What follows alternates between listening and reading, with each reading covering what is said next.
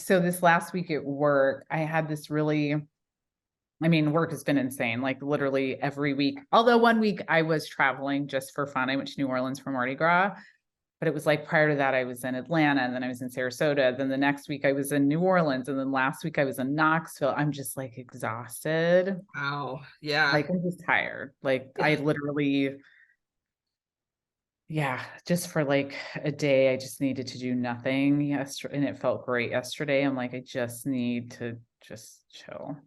Um, but during all of this, I was asked and volunteered to be fair, to host an online event just for employees and discuss. So I'm head of this group at work that's for 40 plus. And the panel was about the intersectionality of aging and being a woman aging. So it actually was really, really, really interesting. Yeah.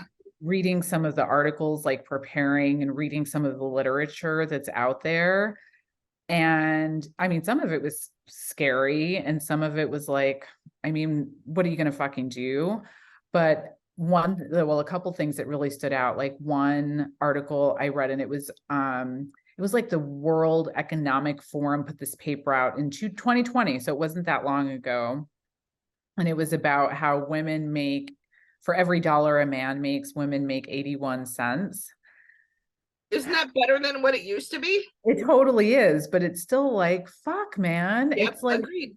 and then it talked about, there was an article in Forbes that was so bothersome. It was really about how we just can't win as women, right? When we're young, people see us as being too young and not being taken seriously. Yep. And then when you're in your 20s and 30s, it's like, for a lot of women, and this is generalizing, they're getting married and having babies, and their priority is like building this life. And then 40, it's like now you're the sandwich generation where you're taking care of the kids and you're taking care of aging parents, and you're not, and from a work point of view, you're not seen as being as driven or motivated or having the same energy that your male counterparts have, nor your younger counterparts, female and counterpart. And it's just like, I was reading it going like, I mean, I think a lot of it's changed, and it clearly depends on the organization and the people you work with, but I just found it so frustrating. And at the same time, I'm really happy that like a company like mine is having that conversation and giving us the space to have it and talking through it. And one of the things I brought up, and I struggle with this, I'm not going to lie, like I totally struggle with this, but one of the topics was Madonna. Did you see Madonna at the Grammys? Yes, but I didn't actually. I saw the photos after and I thought they were fake photos, but maybe they're Right. not. I don't know. They're not. She had clearly had some surgery, and then she even doubled down on social media afterwards and had a picture of her and just basically said, see, the swelling's gone, and like, fuck you all sort of thing. But I mean, I felt like there were so many things that came out of that. Like, one, here's a woman who has built her career on sex and being sexual, and now she's in her 60s or 70s. Like, so she's fighting it, right? Like, and she can afford to and pay all of this. But Yes, but why would you do it right before the Grammys? Like, if you knew you were going to have swelling, even I know better than that, and I don't have any plastic surgery. I know it seems a little crazy, but then, I also, it's like, God, you have proven yourself. Like, you are, Yeah. by all accounts, so successful. Who Yeah. fucking cares? Like, Yeah. just that authentic beauty, there's something to be said for, Not right? only that, but I thought she was beautiful naturally, right? Like, what is Right. the necessity for that? But then it was also, somebody made a really good point of, here's this person who's always been like kind of a rebel and like fuck the system and like fuck what everybody thinks, Yeah. yet Caving. caving. Yeah. Caving to society's and not even society's pressure, because there's people like you and I are probably in the same boat. Like, I would have accepted her without the surgery, and I would not have gone, oh my God, Madonna is old. Yeah, she's 60, 59 or whatever it is, right? Whatever. Yeah. Hold on. Alexa, how old's Madonna? Madonna is 64 years old. By the way, you have a new Oh my notification. God, shut Do up. you want to hear it? No. Okay. Alexa, pain in the ass. 64. Yeah. And it's like, it really, I mean, again, I feel like it's just being used as like an example, but Well, it's a good example because you know what? She deserves better. And what I mean that is I'm not a Madonna fan musically. I admit it. It's not I mean, I'm not anti-Madonna. I'm just not like buying Madonna albums. It's not Def Leppard. It's not Megadeth. Forget it. But she worked hard to get where she was. and yet still succumbs to this pressure. Yeah, which is just kind of it's again not to blame Madonna. Like you got to look right. There's that fine line where you don't want to No, blame it's her. definitely a societal, in my opinion, at least, it is absolutely a societal pressure that we have on women more so than men. Although I definitely believe that men are starting to feel it as well. Sure. But it's like, a man aging is labeled as distinguished or a mentor or someone that you can go to, and they gray and no one thinks twice of it. And women spend countless hours getting their hair done, colored, like fighting every way imaginable. The amount of money we all probably spend on skincare and creams and facials and Jesus. And I'm guilty of it too. I'm pointing a finger. I'm like, I am totally a part of this group. I'm not saying nobody, but yeah, you know what's interesting is this is one of my topics, oddly enough. I mean, it almost plays directly into this whole concept of, what is fake and what isn't fake, because, I have foundation on, I wear makeup, I have fake eyelashes on, I color my hair, you color your hair. I mean, it's something we all do. Mhm. And I'm like, at some point, does all this fake hide the real? And that means then do people like automatically assume, well, if all of that is fake, then what she says is fake? And and I'm like, well, that's not true. No, of course not. I mean, I feel like that's a red herring. They're totally different. I don't think that they can be compared. I think that I don't either, but they are often. I mean, give me an example. How have you seen that play out? Well, like even me, I'm going to tell you, even I'm guilty of it, right? Like a lot of things. A lot of this shit comes from the fact that I'm full of shit, and I like notice my shortcomings. But like sometimes I see, I met a wonderful young lady at a charity event that I was at, and she was the blonde girl that stood on stage and handed you your award, and then you took a photo with her because she was super hot, like uber crazy hot, and she's an Instagram influencer just because she's hot. Beautiful. Yeah. And everything's fake. Everything on her is fake. And I call it the fake tease, fake tits, fake tan, fake teeth. It's all the fake tease. Right. And she is on, I mean, even hair extensions, her hair isn't real. So are you saying that with someone like using her as an example, if anything that came out of her mouth, you would just assume I'm a little suspect of it. Like, I'm like, and that's shame on me. And I'm willing to say that's me falling into that dangerous area. I'm going to use Fox News anchors as an example, but I'm going to bet you it's probably CNN news anchors. But I have to admit, I don't know any CNN news anchors that John Lemon. Yeah, I know they exist. I don't have CNN, and I know Fox News people because I watch Last Week Tonight with John Oliver and all of those shows where they show these ladies. So that's the only reason why I know them. I don't watch Fox News either. So let me have that disclaimer. But I mean, like, these women are perfect, right? And they probably have hair extensions and they have fake eyelashes. And I look at them and I go, God damn it. Like, it's hard to believe anything. Of course, part of it is they're on Fox. Now that I think I about was going to say that's actually. well, there we go. Never mind. I take it back. They're on. They're on Fox. And we know they're full of shit. I actually got into an Uber last week when I was in Knoxville, and the Uber driver was listening to Fox, like blasting Fox. It was Sean Hannity. And I listened to it for all of like 5 minutes, and I was like, you have to turn this off. I'm like, anything. I'm like, no, I literally was like, you have to change the channel or turn it off. I can't, I'm not gonna listen to this. Yeah.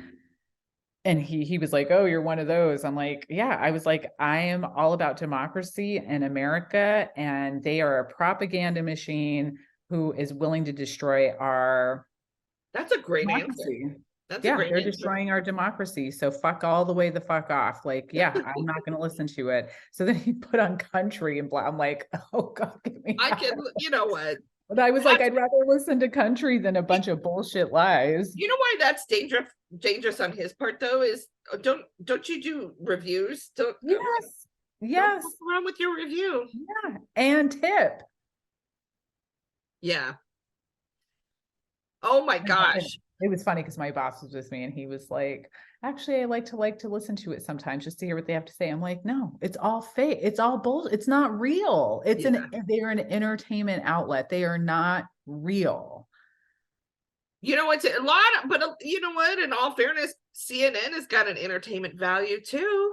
100%, but it is not even remotely in the same. I mean, they've gotten worse since they've been sold.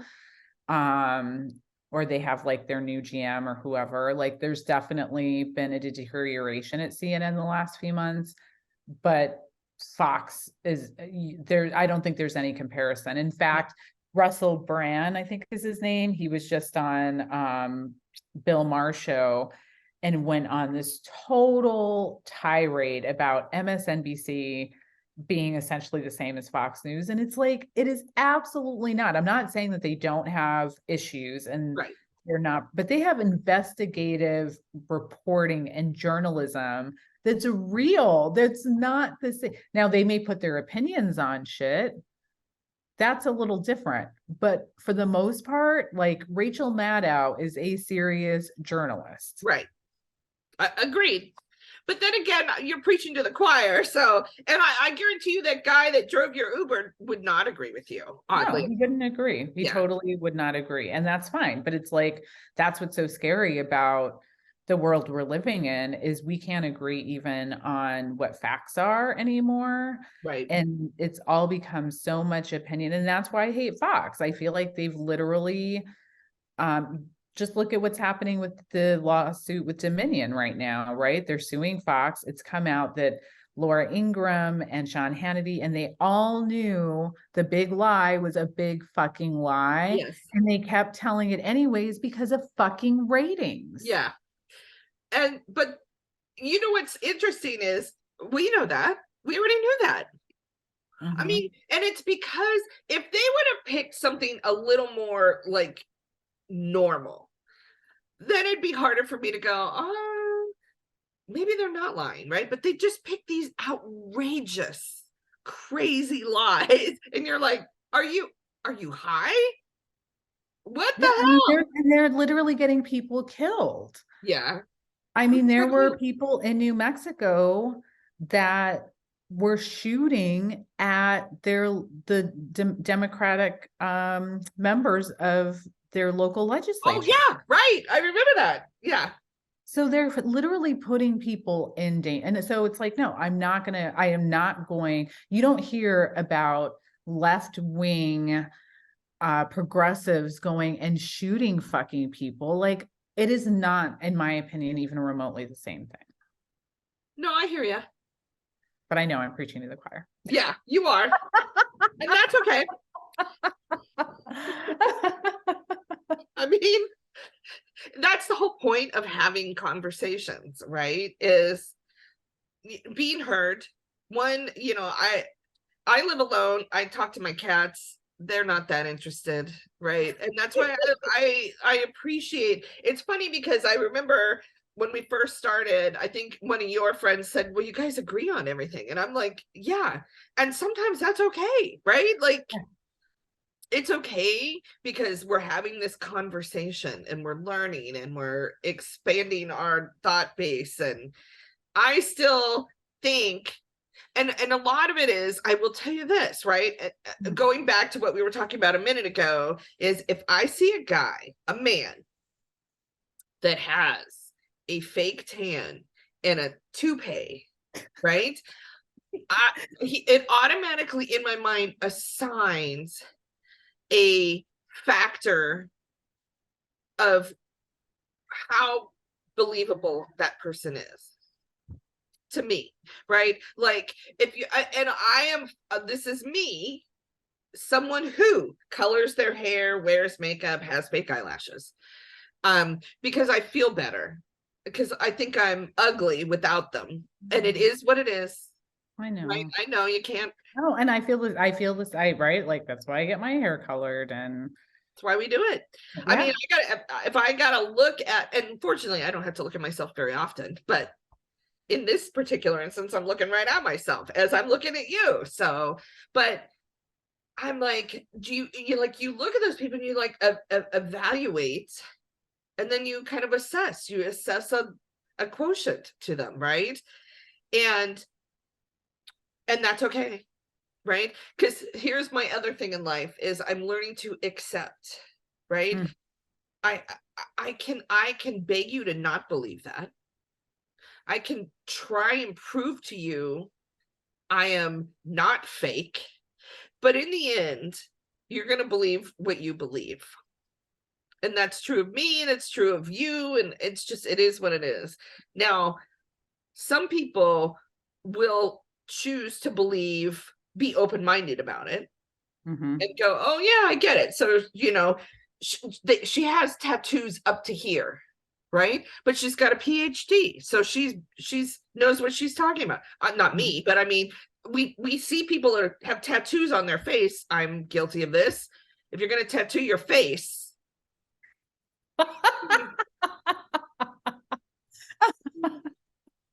There's a big question mark. Yeah, there's yeah, like a question mark in but regards to your decision making. yes, that's a huge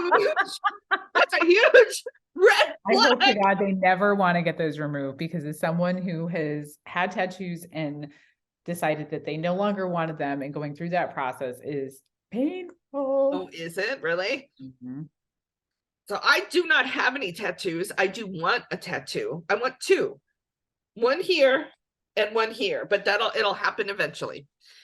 And but I'm like, we're constantly evaluating other people 100% of the time. Yeah. And I'm like, and so that's the same thing with getting fired from multiple jobs, as I have said before, or having tattoos up to here, or a lot of tattooed faces. A lot of it has to do with prison time, not all of it, but again, I always want to err on the side of allowance for some reason. I don't do it all the time, but I want to err on the side of allowance. And then, like, fool me once, shame on you. Fool me, can't be fooled again, to quote Buddy Bush. I knew what he meant. We all knew what he meant, but it was still hilarious. Yeah, it was hilarious. And I say it all the time like he does now. And I actually sort of understand what he was the point he was trying to make, right? Like, but man, it's so interesting to me. Being fake, it's okay. I think we're like, and Madonna will tell you, society, and I don't know that society forces us into these things anymore necessarily, but we think that society does, and therefore we do it. I think we are kind of. I mean, I think, social media platforms, someone mentioned this to me. I don't know if this is true, that women tend to follow other women, like really beautiful women. So you're constantly seeing these young, beautiful ideals of perfection put in front of you constantly. Yeah. And to think that that's not going to impact you. And then you have an advertisement that pops up. I mean, on one reason I'm not a big fan of, and I mean, I work in the industry, but like even being on Instagram, it's like the retargeting of ads. And some of them, it's like, I know I shouldn't be offended, but I'm like, it's like, oh, over 40, try this. And oh, I bet you have extra belly weight, try this. And it's like, okay, yes, I know I do, but like, I don't need to be reinforced, like reminded of it ever. So I feel like part of it is it's capitalism. Yeah. They're literally, they know so much about us, and there's a lot of generalizations that can be made. Like, yes, you're over 40, it's much harder to lose weight, it's much easier to gain weight. You are seeing these images all the time of pure perfection, and look, you can buy this for $200 and it's going to help you fit that ideal of what you've been seeing. So I do think we're kind of not forced, because you can make a cognitive choice not to participate or partake, but it's still in your face all the time.